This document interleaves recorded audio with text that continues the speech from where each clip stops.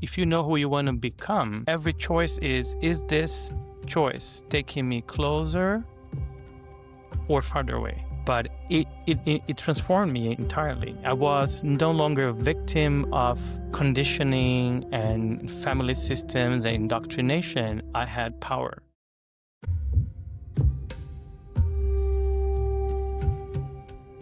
Welcome to SoulPod, where science meets mysticism and your inner wisdom leads the way. I'm your guide, Crystal Cassidy, and together we will bridge the seen and the unseen, science and spirituality, the practical and the profound. From quantum physics to energy centers, near-death experiences to extraterrestrial contact, join us as we delve into the mysteries of consciousness and journey together towards a more awakened, compassionate, and soul-connected world. Find your seat, drop in, and let's go on a journey together. Welcome back to Soul Podcast, Light Being. So excited to be here with you in deep and profound conversation today.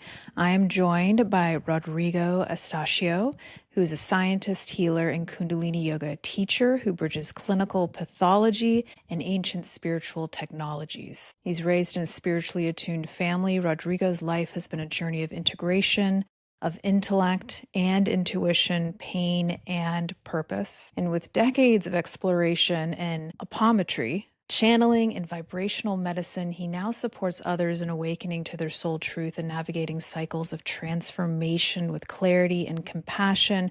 Welcome, Rodrigo. So excited to be here with you. And Rodrigo and I have traveled together in our learnings and trainings, crossed some similar teachers, and it's been so fun getting to know you and your wisdom and your gifts over the years. You were also at one of our SoulPod retreats last year, and we had a really, really fun time together. And so before we get into some of the real meat of your wisdom, I'd love to go back in time to your early days. You have such an interesting upbringing, and I think a lot of people could also maybe find some empathy and similarities here as far as how spirituality arose in your house and how you related to it early on in your journey. So I know your childhood was shaped by lineages of mediums and mystics. So what was it like early on growing up with that knowledge in your home, and how did you relate to it when you were younger? It's a very good question. If you grow up as a kid in that environment, that's all you know.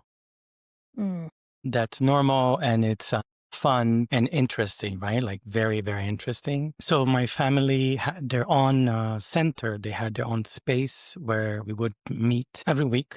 And that's where we had a space of prayer, a space of connection with the ancestors, a space of connection with spirit. And it's through mediumship. So we were in a family of mediums, and different people in the family had different skills, right? There are different types. There are people that give space for the spirits to talk through their bodies. There are people that can write messages from the spirits. There are people that can dance or, and different types of skills. So in a family, we had all different. My mom was clairvoyant, right? So she could see things. She would see ahead in time. And this is coming from probably 2 or 3 generations in the family, and quite interesting. It's like if you watch the movie Encanto, you're trying to find, what's my gift? What's my gift here? What's going to be my journey? You know what I mean? Like everyone has a special gift. What is mine? So it was quite interesting by experiencing that relationship with the spiritual world through my family. It was quite interesting. I felt safe. It was what was different from me is when I started actually seeing, right? Like seeing with my own third eye, like spirits and having phenomena, right? Like interacting with those entities. And that's when it got really scary for me. That's when I I'm fine when it's happening right there through someone, but I'm not sure. Don't talk to me. Don't. Yeah, the more direct connection. Yeah. So that was very overwhelming to a point that I was really afraid. And I was not afraid to have the interactions through other channels, through mediums. But when they were trying to interact with me, that was frightening. And then I basically said, stop. Like, I can't deal with this. That's overwhelming. And it was in my teens when I said, okay, I can't get it. I can't get any more because I was having astral projections. I was, spirits. I was a sleepwalker. Oh, interesting. All this was happening through my childhood. Which could be very disorienting, right? When you're growing up and you're still learning what's quote unquote real and what's spiritual. And I can imagine that being very discombobulating. I didn't start seeing or interacting with spirits and other dimensions really until my 20s. So I didn't really grow up with it. It came online later in life. And on some level, I'm grateful because I had a little bit more life under me at that point. But it was still at that point very disorienting and a little scary at times. So I wonder if you could help our listeners kind of understand a little bit more about mediumship and channeling, because it's you have such a unique background in your family having access to these different ways of accessing the spiritual dimension. So I'd love to hear a little bit more about the different types of mediumship and channeling that you kind of grew up with. I just learned that there is a scientific article, a recent one, showing that mediumship is actually inherited, right? Like Mm. it's in your genes. It's something that carries in the family lines. Hmm. And I was like, that's quite interesting because that's how I see. The capacity to interact with the other dimensions is there for everyone. We Yeah. can talk more about channeling later, but the capacity is there. But there are people that have the setup already in place when they are born and they have that capacity. And then you have people that have visions, right? So the clairvoyants, you have people that actually give their own body space for another entity to manifest. Hmm. And there's phenomena that even their voice changes. Like there are cases where people change their voices completely Yeah. when they are expressing another entity and all that. There are so many different types. I think the most famous ones are the ones who can allow their bodies to manifest that entity, or people who receive messages and they write down. So they basically put themselves in that state where they're open and they're in flow and they Hmm. just write down everything that comes to them. Yeah, so powerful. That's been my experience too. We'll talk a little bit more about that channeling, but as that comes online, I have a whole new appreciation and respect and a little bit more of an understanding for channelers. I'm like, now I understand why the voice may change. It's a different energy flowing through your understanding at some level. So there's an interaction with your consciousness, but it's also you're allowing that information to come into this dimension from another dimension. So it can flow in all kinds of different ways. And so young Rodrigo is growing up. He's from this spiritual family, has this kind of ancestral activation in some ways, and it's a little scary. How did you navigate the fear side of your spiritual awakening as you got older? Helped me to cope with it was to learn about it, to read books about it, right? The more I Mm. studied the topic, and I remember specific books that explained about the spiritual realm, and how it works, the interactions, the more I learned about it, the safer I felt. And I felt safe. I felt, okay, I understand. It's not, we have fear because it's the unknown, right? We have fear of the unknown. The moment you educate yourself about the topic, you read books about astral projection and whatever that is, that opens a new path for you. And that happens for anything. Education is really important in that Yeah. process. It helped me a lot. I love that. I want to double click on that because I think for anybody who's listening that feels a little unsure of their spiritual journey, I think this is such an important point. And I found this as well, as leaning into your curiosity goes so far. Even if that curiosity, it's the unknown, it doesn't make sense. You're accessing other dimensions of perception that are coming online, and you don't really know how to navigate it at first. And so, to your point, reaching out to teachers, to books, and starting to fill in the blanks enough that you can start to kind of start to navigate it on your own with some level of support underneath you, like a spiritual foundation, some foundational wisdom and knowledge, which all kinds of amazing things out there. And we'll talk about a few of them as well. So I love that you mentioned that, because I think that can help move through the fear, rather than what could happen is that you shut down, right? And you don't want to pursue the spiritual path, and you don't want to open those doors.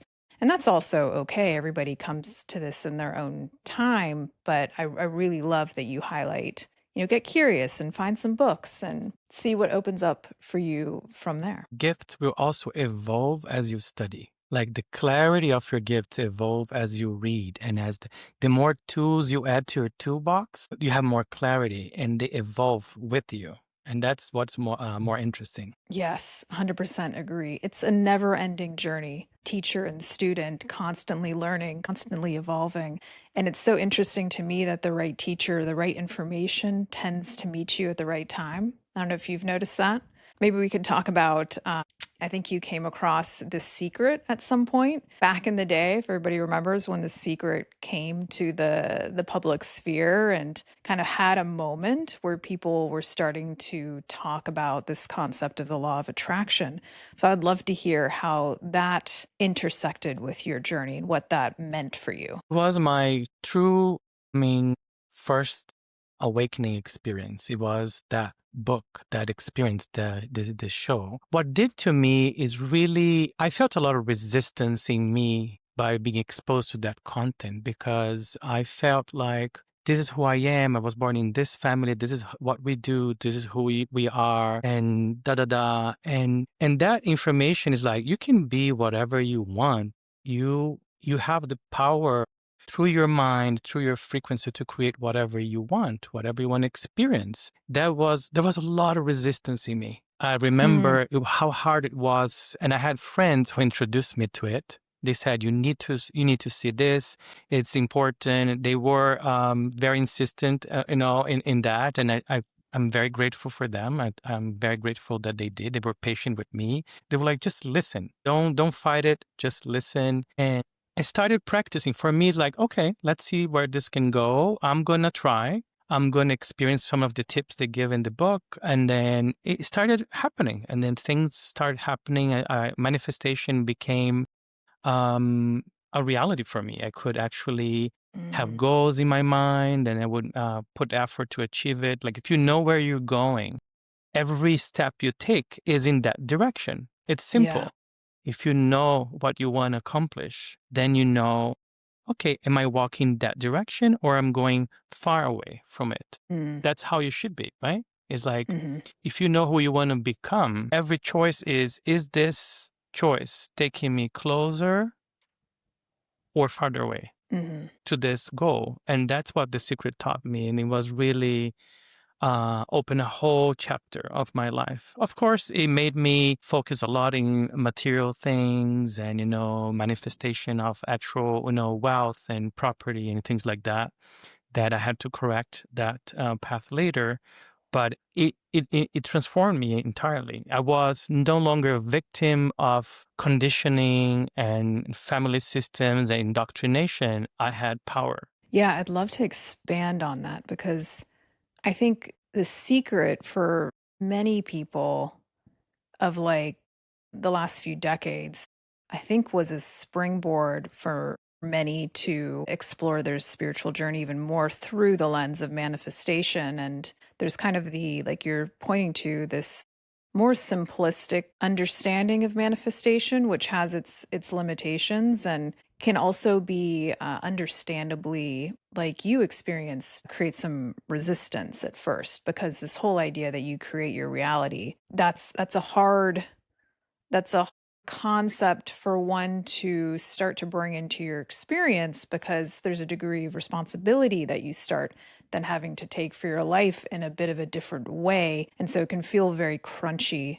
at the beginning. And there's so many layers and nuance to this. And one of the things that I love to remind people of is that when we talk about you're creating your life through this connection to your goals, the you part of it, the who is doing the creating, is a really important piece. And the you, what we're trying to do when we're doing conscious creating, is the higher self. So if you're creating from the personality and the ego, it tends to be more in the material world, right?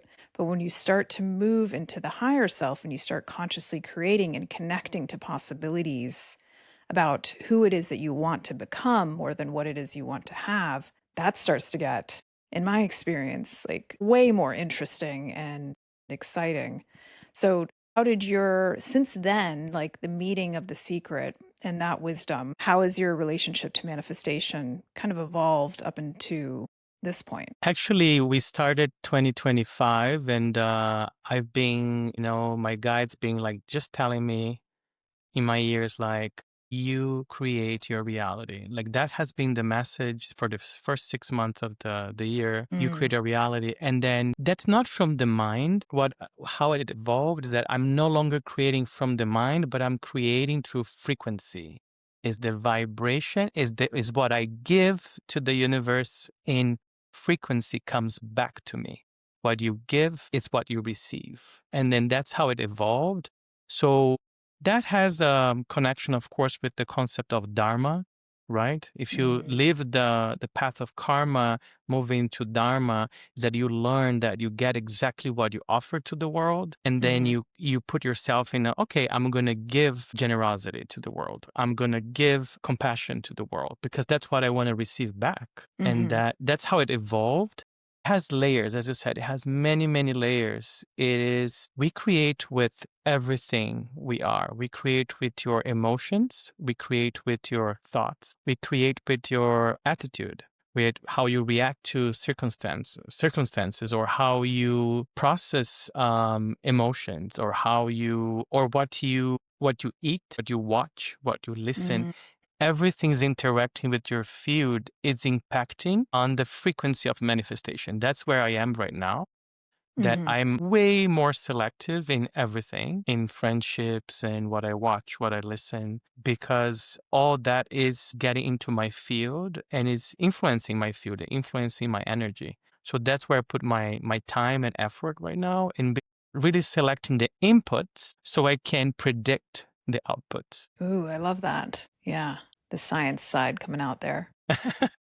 Yeah. Yeah, it's an ever evolving relationship with conscious manifestation. And I also like to remind, like you're saying, remind people that you're always creating. The amazing thing about consciously manifesting or creating is that you're bringing an increased intention or alignment or openness to that equation that you're talking about, that you're understanding the inputs so you can connect more easily to the outputs. And that's what's, I think, so exciting when you start to get into your spiritual work and meditation. That's really what a lot of the work is about. It's not just calming the mind, that's a part of it, but it's more consciously creating from that state, from that higher mind, from that increased frequency that you're practicing, accessing that higher and higher and higher. And there's always more to be revealed as you do that. And you can create from those higher frequencies, which is so interesting. And we talk about the mystical experience and all that. But I would love to also hear a bit from you.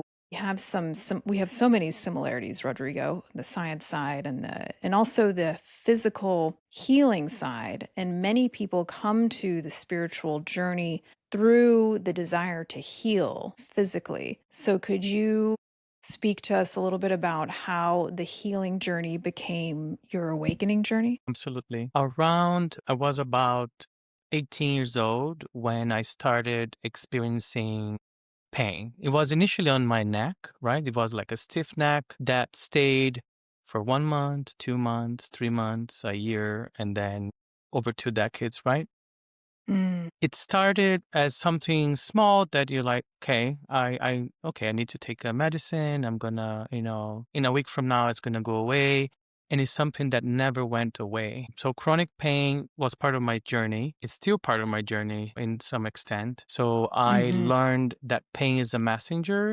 I learned to see pain as like your soul is trying to communicate something. And then now I know that pain, it's really the physical pain is reflecting an emotional pain, is reflecting to pain that exists inside you, pain that you probably blocked, because in childhood, as you know, kids, they experience everything with intensity, and to an Yeah. intensity that to them, it may be perceived as, can't take this, I would not survive through this. So there is the brain capacity to block certain trauma, and you can we can go into this, but and that physical pain is just trying to tell you that there is something inside, there is something right there that you blocked, and it has to be seen. You want to be seen, it must be observed, it must be understood. Of course, this took me 20 years to understand that. It's But in such the a journey. beginning, Yeah. yeah, in the beginning was very intense and overwhelming. I was getting hopeless, and by not entirely hopeless, because Mhm. I tried everything that's out there. I went to every doctor, you imagine, you name it, I tried it, right? So I say, let's see how to fix this. Okay, no one know what this is. There's no fixing. And that's when I started getting creative. That's my sage, popped up saying, okay, let's explore alternative methods. And then that's when I started learning about energy healing, or a whole bunch of techniques that have been developed across the globe by different people that, like me, found in pain or in illness a way to discover or to remember who they are, and remember the skills that were already there in their field, that they already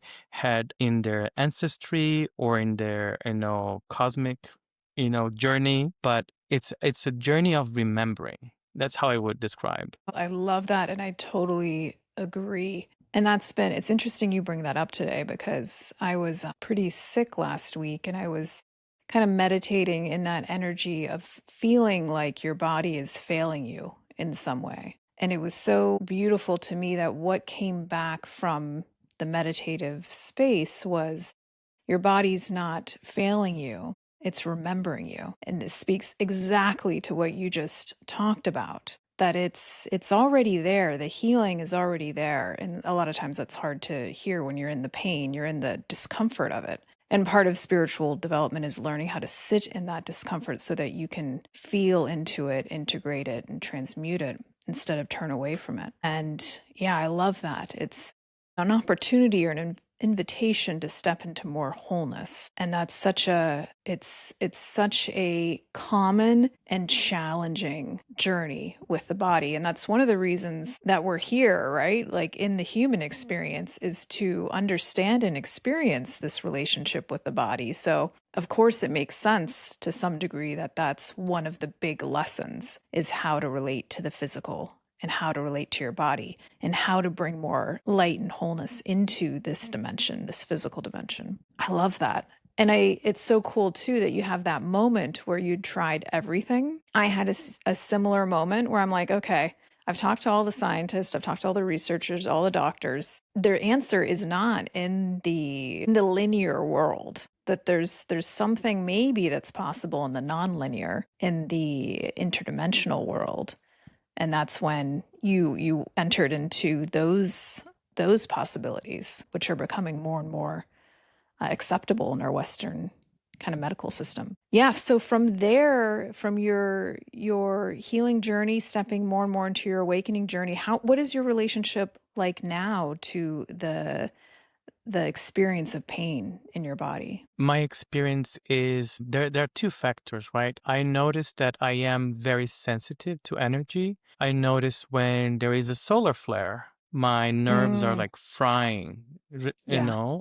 I'm in pain, and it's like every cell of my nervous system is like, what's going on? And thanks to yoga, we're going to talk more about that, but yoga was the path for me to learn how to move energy and to distribute energy and to balance, really bring balance, right? Move and bring balance. And that changed the game for me. Hmm. The other aspect is it's pain. Pain is a difficult process, is something that affects you emotionally, psychologically. It touches every fiber of your being. If you live with pain, it's something that affects the entire person. All the aspects of a person are affected by pain. It causes depression, and you have cycles, and affects your eating habits. It affects your weight. It affects your hormones. It's really a complex topic. Mm-hmm. I think the most important for me was sitting with it, sitting there and facing, almost like seeing pain as a friend. Okay, we are friends. You're not gonna go anywhere. And tell me what I need to see. Show me what you wanna. What is the message? It's really welcoming that and hoping that we have we're in a better day tomorrow. And like it's a patience game. It transformed me dramatically. My persona, my ego was definitely crushed in the process. Definitely crushed. I can say if one thing can put your ego in the right place, it's pain, it's suffering. We have to admit that, right? Yeah. Yeah, tell me more about that because it's so true. It's such I think crushing is a good word. It breeds so much humility too, right? When you feel like there's nowhere to turn and the pain is ever present. And I had a interesting, I don't know if I've talked about this on the podcast yet, but maybe I have. But I've had some chronic pain as well over the years, and I was in a long meditation sit, like 3 or 4 hours long. And what was so interesting, and it totally transformed my relationship to pain, was that during that time, and I started off with no pain. So I was like, I'm doing great, going into this meditation retreat, like physically feeling pretty good. And I go in for this 4-hour sit. And during that sit, if all of the different manifestations of pain did not come up, it was everything. And it was so varied. This is what really caught my attention is it was the joint pain. It was I'd been having kind of neurological pain all over my body, like your body's on fire type of pain, and chest pain. So it was all the different variations over the years that I had experienced came up one by one over that 4-hour time period. And what was so interesting to me, and there was a few times where I was like, you know what, I'm too uncomfortable. I can't sit. I can't sit any longer. I can't do another hour.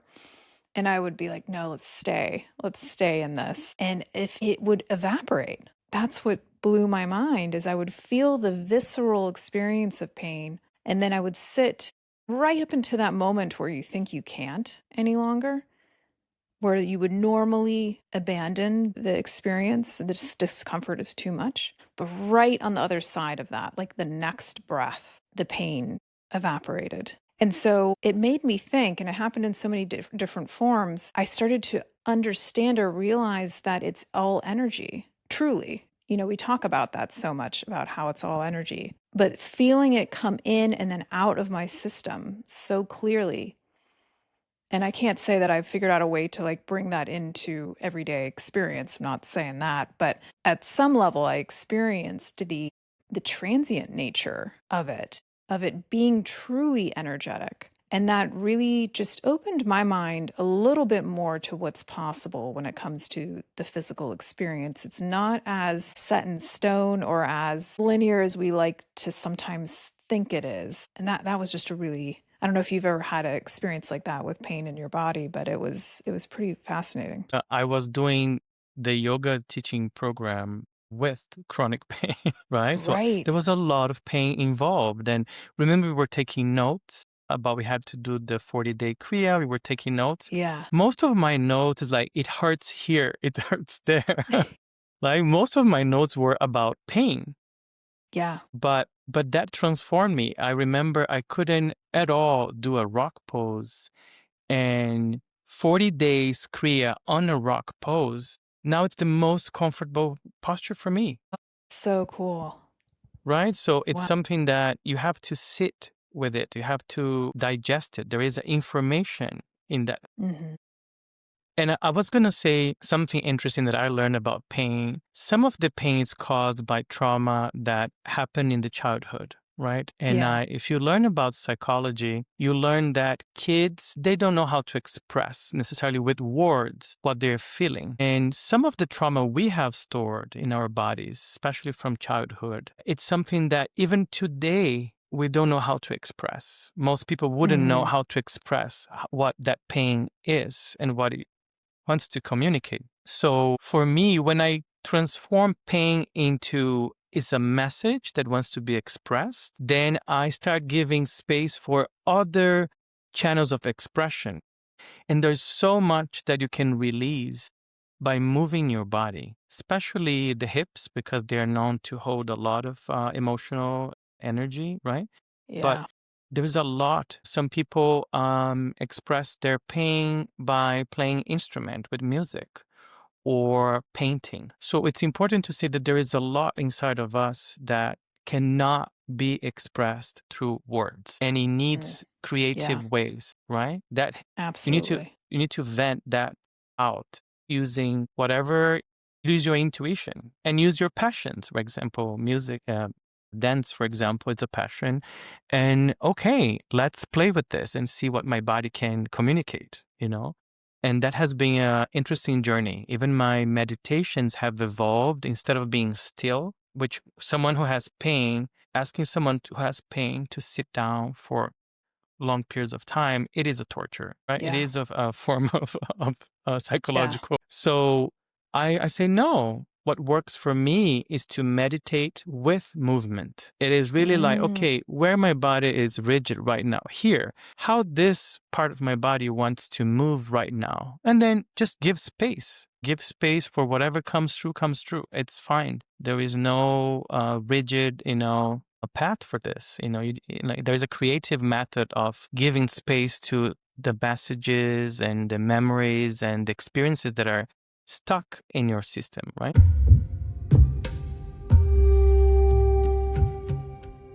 Just a quick moment to say SoulPod is a bootstrapped, female founded company built with a whole lot of love for people like you.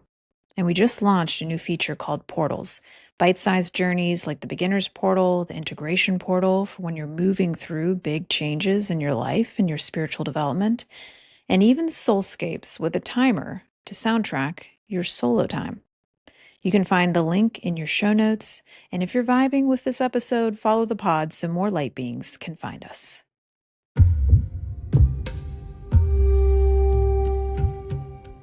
Absolutely. Makes so much sense. And sometimes you discover where that pain originated, like you have a connection to childhood and you're like, "Oh, didn't realize that I was holding on to that experience or that moment." And sometimes it's beyond the mind and sometimes it's like a past lifetime. So it's all kinds of, it can be. I've definitely found myself really interested in understanding the why of it, of the pain, of the experience. And there can be some value there. But then more recently I've started to really feel into I think what you're pointing to, which is I don't necessarily need to understand the roots or the why. I just need to feel it and move it. And it's beyond the mind in some way. It's in the body and to really what a sacred relationship. It's why we call the body our temple in this lifetime, to really trust it. And one thing that was interesting for me too is going through the health challenges is that before the health challenges, I don't think I was as aware of it as I am now, a pretty heavy distrust of the body, of the physical. And I was like, this is something to be managed.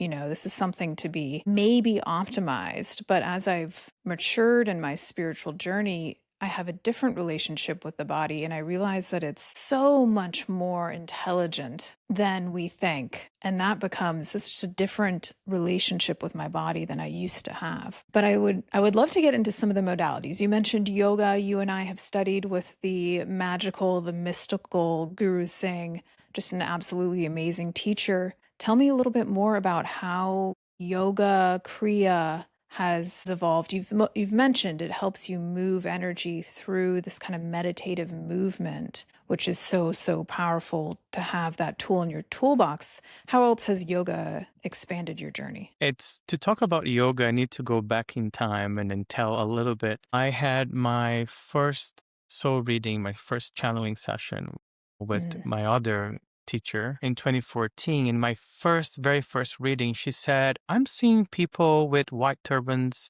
and in your path, I think it's called Kundalini Yoga. And I think that's your tribe. You need to go look into it. That was in 2014. And I was That's like, so cool. never heard of it. No, never heard of it. Barely know yoga, back in 2014. And I was like, okay, I heard that.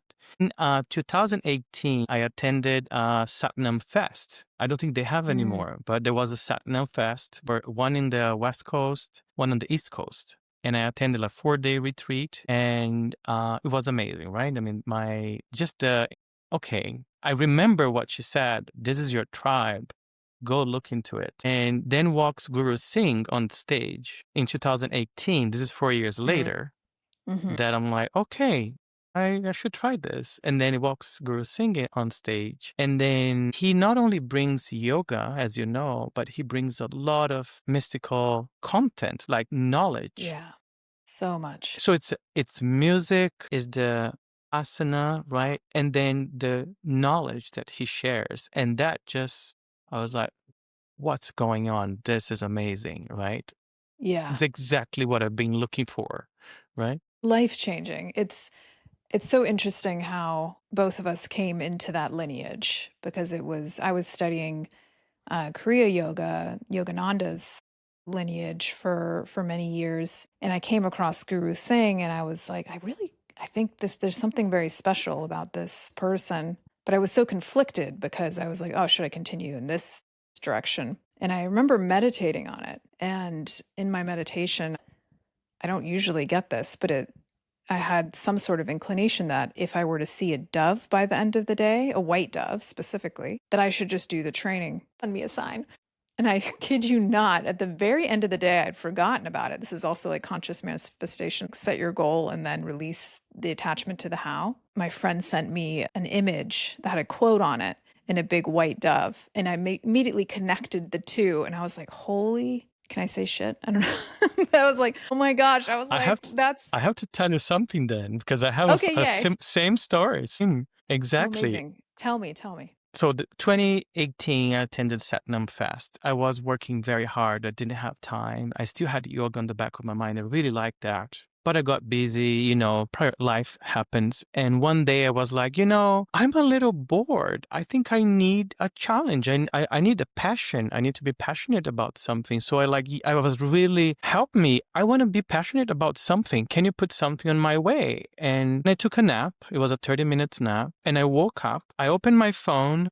First thing on Instagram was Kundalini University, online teacher. And then I was like, okay, because he was in LA. I couldn't take a 1 month, the challenge for me I wanted to do, but I couldn't take a month off to do the program, face to face. And then because of the pandemic, they went online, and I was like, okay, that's it. I asked 30 minutes ago, I asked the universe, give me something to be passionate about. I took a nap, I wake up, it's in front of me. So I paid that exact moment. I just say, okay, I'm in. And I paid that same day.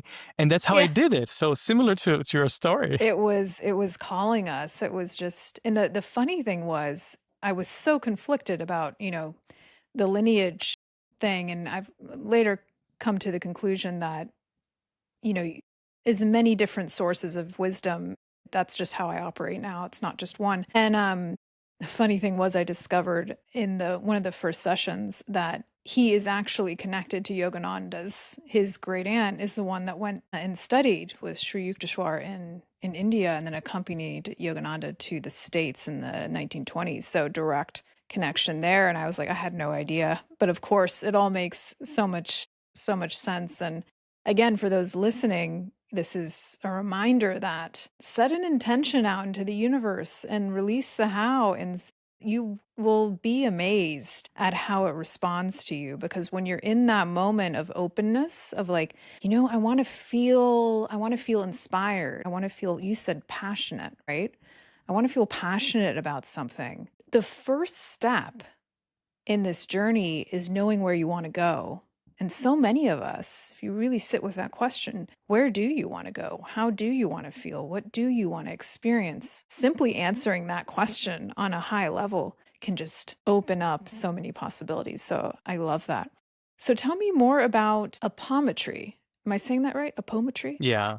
What Yes. is that? I don't think a lot of people would know. Yeah. So I told you how in Brazil, spirituality is something that's very common, in most families. I think 35% of Brazilians call themselves uh, s- part of spiritism. That's how it's called. I'm translating, right? Spiritism, which is it's considered a religion in Brazil, but it's something that started in France. Allan Kardec, right, wrote several books and what people called, I think, seance, right? So there's a group of French people that started doing sessions and interacting with spirits, and they start asking questions about the earth, the universe, about everything. And all those books are public. So there is a lot of Brazilians that are into that space. They interact with the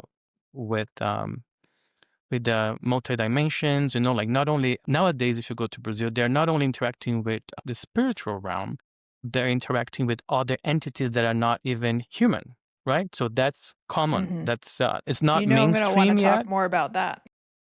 Yeah, so it's getting almost to the mainstream level there. It's part of the culture. It's a third of the population is into it. And there are many techniques that by people interacting with entities and angels, you name it, all different beings there's exchange of technology. That's how I would call it. So there are a lot of methods that have been developed, mostly healing methods, no? Both touching the subtle body, but also the physical body. So apometry was created by a doctor in 1919 because he was not finding all solutions in medicine, right? This Brazilian doctor. And then he created this method that basically is energy healing. If you would translate that, it would be, well, you understand that you have chakras, you have subtle bodies, you have emotional body, you have your mental body, you have your etheric body. So now that I know that there's more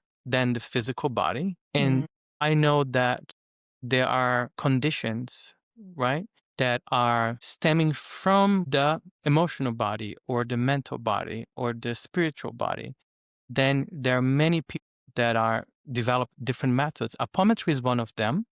It's one very, very specific method that has targets. It's really, imagine that there are techniques that target specific elements like your emotional body, your mental body, and it's really making adjustments to the energy or removing excess of energy or adding additional energy to an organ or a space that is depleted, for example. Fascinating. Yeah, it sounds almost Reiki adjacent and energy healing, kind of different variations of it.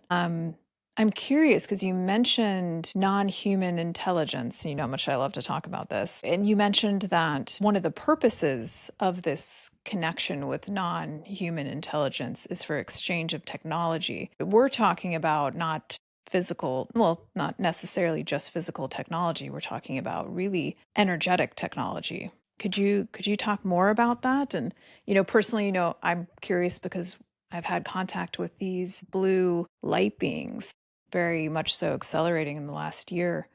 And I'm exploring that relationship and that connection. So I'd love to hear your thoughts on the non-human intelligence side. Totally. Present and future. Like I see more expressions of the soul in time with different faces, with different personas and different morphologies.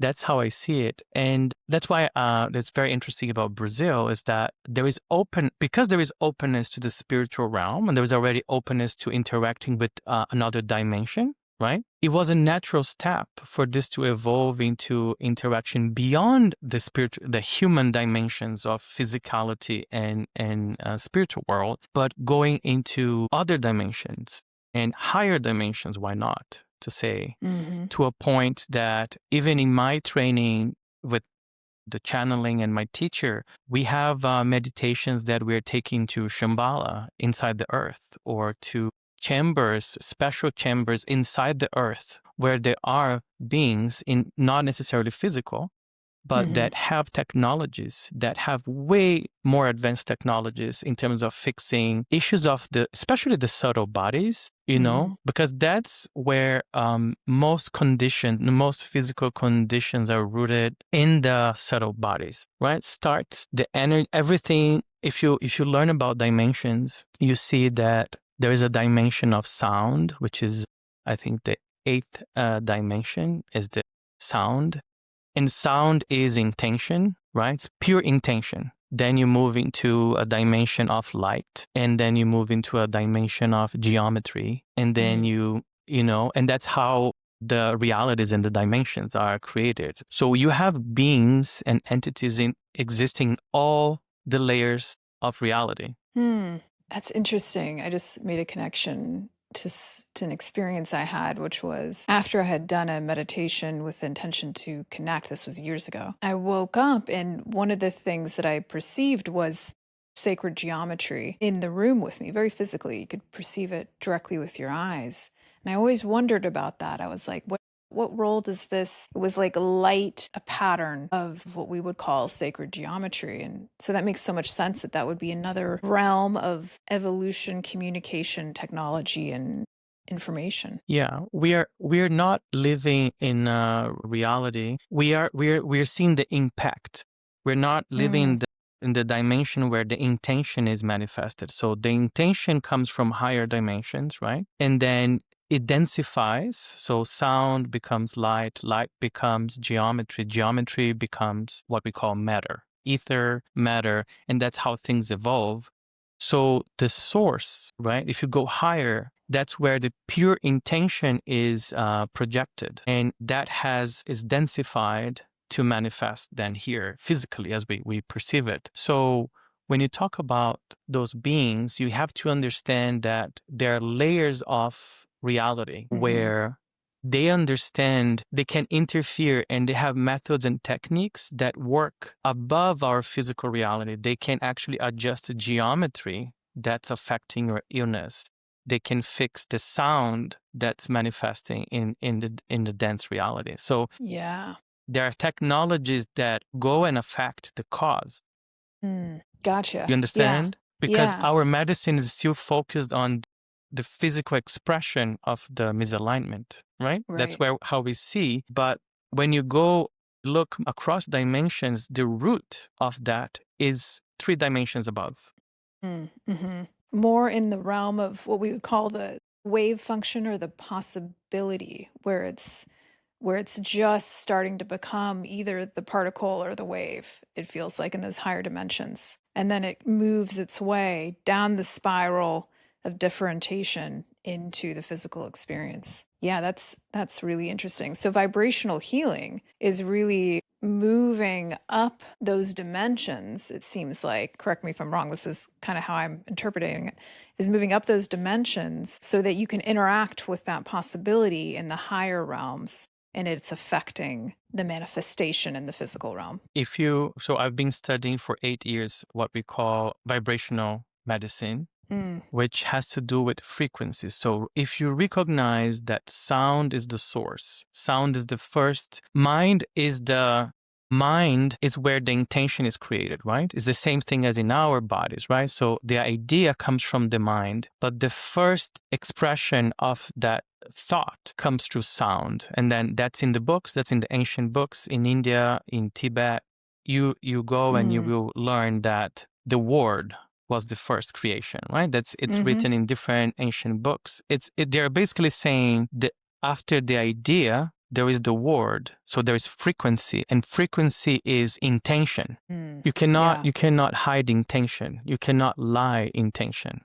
So our existence, right, has an intention, has a frequency, has a song. There is a frequency, there is a sound that represents who we are. And when that is not in harmony, when that is contaminated by fear, guilt, you name it, that will touch your physical expression. That will impact your physical expression of that intention. Yeah, that makes sense. It also reminds me of like the manifesting current with our central channel, you know, coming from the ethereal higher dimensions down into the, you know, the throat chakra with vibration frequency, the word moving into the heart space down into the human experience, the more human experience. Beautiful. And you know, something that you mentioned before when we talked was that you know, you view your journey as a series of mini deaths and the transformation that comes along with that. And I totally agree. It's really how I've come to view my own life, is through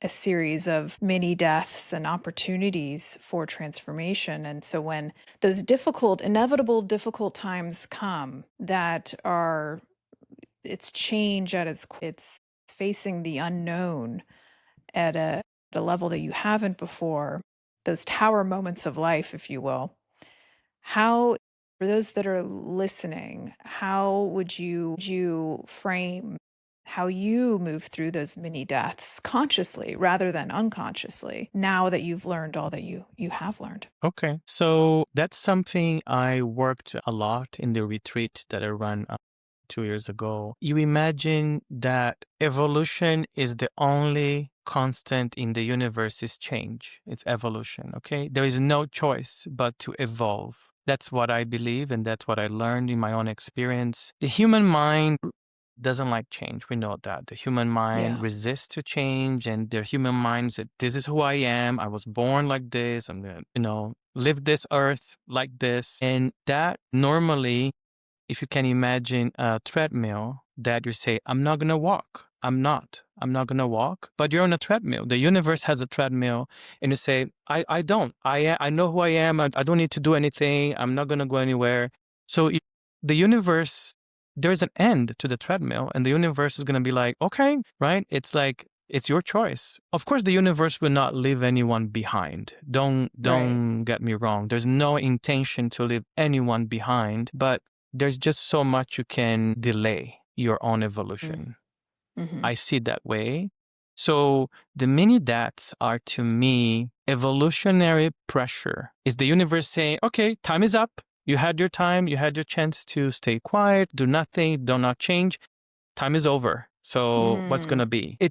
I don't see it as an aggression. I see it as a very generous mother. I see it as to me, what we call karma is that very heartful mother that says, hey, and I know I gave you a chance, you had your time. Now it's time to grow. We need to move to the next phase. That's the next phase in your life. That's how I see. So the mini that to me are really, you can do intentionally, right? You can say, okay, I'm not going to change, and then let the universe do it for you. What I learned in my experience is that when the universe does for you, it's not gentle. It doesn't feel gentle because you've been resisting for so long. So when the change comes unexpected, it doesn't feel gentle in your body, in your emotional body. So I learned how to read the room and say, oh, the universe is pointing to, it's another cycle ending, another cycle opening. So, okay, let me see how I can surf this wave, jump on it instead of letting, take me down. And I'm saying, so if you can read the cycles, and then you can use astrology, for example, right? Astrology shows you cycles of time and repeating patterns. But if you can start to read the room and notice that it's time to change, then you can be proactive and, take ownership and say, well, I have no choice. I have to grow. I have to change. I have to learn. So why don't I take control of that process? And the mini that's to me, and they happened to me, and they were not easy, but because I was not reading the room. I was not reading the subtle energies that were pointing to the need to end the cycle and start a new one. Love that. 100% align with that. very deeply, reading the room of your life. And the treadmill, I love that. That's so helpful. You're on the treadmill, so you might as well walk. And I think this idea of the mini deaths, we can expand to the collective experience and what we're going through on the planet right now. And there's so many of us that have big questions about what's happening, why is it happening, how do we move through this? And it's really what you just talked about. If you listen back to that in the context of the collective experience, it's the same exact context, right? We're on this treadmill all together, and we have these opportunities, and it can start to get pretty uncomfortable when we're resisting as a whole set of perspectives change of some sort. Does anything else come up for you as far as how that applies to the collective experience? People can feel the pressure that's out there in the collective. Like, I'm reading the room, and the room is telling me that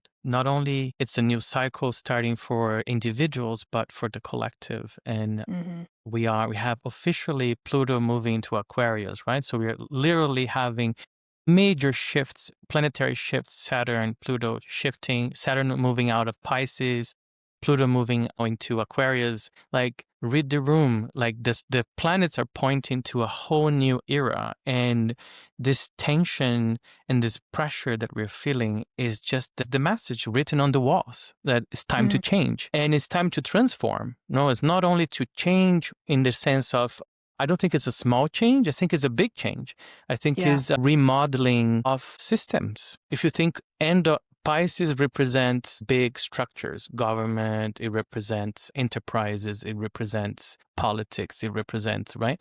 We are moving out of that into a collective energy where power is in the hands of people. If you read, if you learn about the signs and astrology, the message is already there, and we are feeling the pressure. We are seeing systems fail to deliver, fail to support. Yep. Absolutely. I could talk literally for hours, and we usually do, Rodrigo and I. So more to come, probably, I imagine. But to close out today, I have a few rapid fire questions that we ask all of our guests. And so the first one is, what is one belief that you've had that you no longer have? Victimhood. I think victimhood is something that I abandoned in my journey, and I replaced by responsibility, ownership. Ownership. Love that. And what do you believe consciousness is? It's everything. It's everything that exists. And what is source, God, or oneness to you? It's awareness. It's awareness that has no judgment, no reaction. It just learns from experience, learns from mistakes, from happy moments, difficult moments. It just learns from every possible expression that's out there. It learns from infinity, right? It really it's learning about infinity by exploring every possibility and without any judgment. I would double click on that. It's one of my favorite answers. And it's 100 years in the future. What do you hope for humanity? If we can live from the heart, I hope we can integrate we stop fragmenting, right? We stop living purely from reason, and then we can actually develop empathy, compassion, and we can see ourselves in everything that exists, in everyone. That's really that oneness. I hope that we are living heart open. What I want to myself, I give to others. Simple like this. Love that. And how can people find you if they want to connect with you further? So you can go to my website, ascendinggrace.com. I have also my Facebook account, Instagram, and I think we're going to leave the links here, right? Yeah, we'll drop them in the show notes for everyone. Amazing. This has been so much fun, Rodrigo. I always absolutely adore chatting with you. And thank you for lending your wisdom and your story to us today. Thank you. Till next time, light beings, we will see you.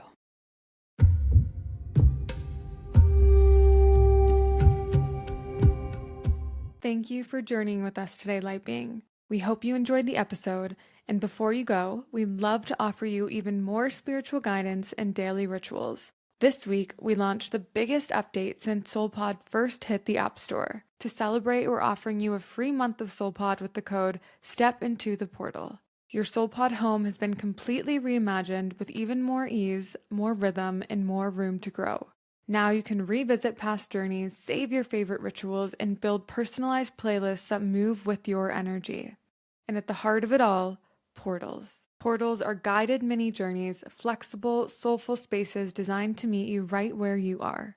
Beginners welcomes you into the heart of soulfulness, no experience needed. Soulscapes offers looping soundscapes for solo self-guided practice. And Integration holds you gently after transformation, offering grounding and expansion.